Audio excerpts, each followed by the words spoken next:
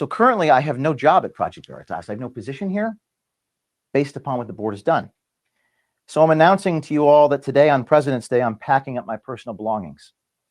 I don't have the answers to why they've been doing this or why board members were going directly to employees to collect grievances.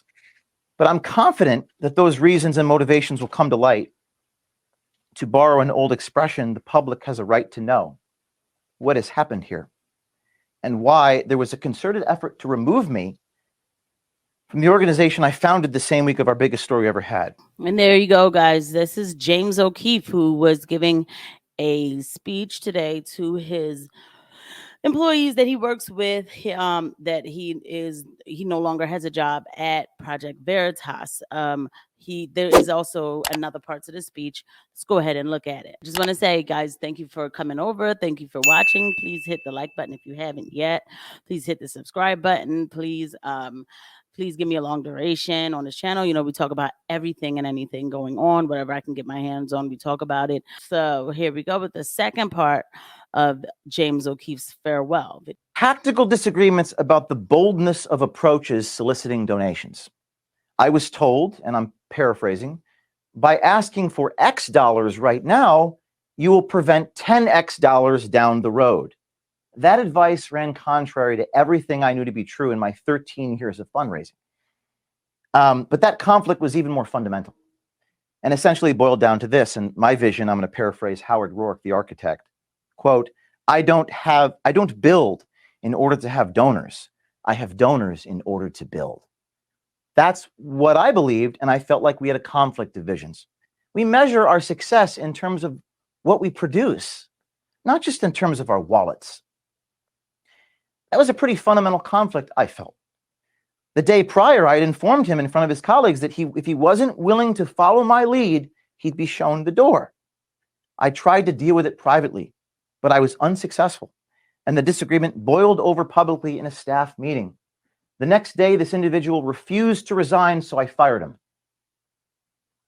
Later that same day, that's Thursday, February 2nd, a few days after the 50 million viewed Pfizer videos, I was informed by a different officer of Project Veritas that he would go to the board in a few hours from that moment and have an emergency vote to restructure this company. Receiving an agenda in my email while I was sitting on an airplane tarmac with the doors closing, the meeting was scheduled for the moment that my plane landed in Nashville. It became clear to me in that moment I would be removed from my position at Project Veritas by the time I landed at my destination. So our mission continues on. I'm not done.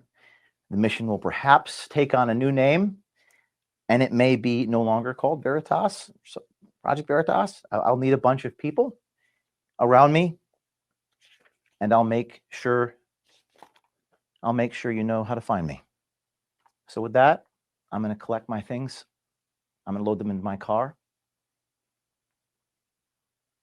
And I hope to see some of you soon. Shout out to James O'Keefe for this video, for everything he has done for the news, everything he's done for fighting the establishment narrative. Running a company like this could not have been easy. I'm sure he had certain visions and people probably didn't like it, or there was a bunch of people who thought maybe he was too hard on the team. Here's one thing we can agree on.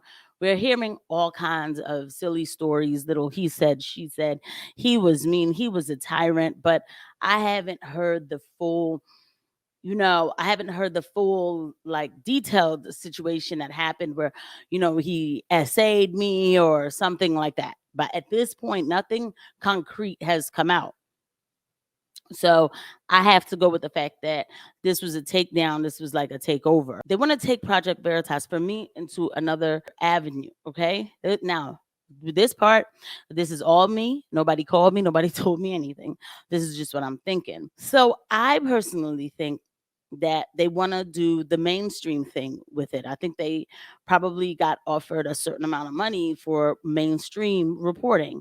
Allowing this to happen, they should know what's coming next, that their supporters, the donors, are going to stop donating. I mean, because just about everything, what is it called? No James is trending. Basically, no James, no Project Veritas. People are already unfollowing them on Twitter. They know that this is coming. They know. So that leads me to believe if they know this is coming, these board members, then that means that they must have something else in place to cover the losses, right? So for me, I think that they're going to start doing more left wing stories, but not even real left wing stories. You know, I like I said, I wouldn't mind seeing some real news about the war in Ukraine, right? But nobody's gonna do that mainstream. They'd be doing it now. We got CNN, everything. We got these people now. They would already be doing it. I feel like they're going to get bought out by some sort of network, MSNBC or CNN or something, you know. And then when people hear Project Veritas, the name for people who don't really understand it, they're gonna be like, oh yeah, they do the real reporting. And then now these people can throw out any kind of narrative they want to under a Project Veritas name. They know that they're going to lose donors and they let him walk out the door. Personally, if I was James O'Keefe, I don't think that I could walk back in the door and work there because y'all staged the coup on me. So how am I going to work with you guys? And I'm not walking on eggshells for nobody. I will create something else. And he will, and he can.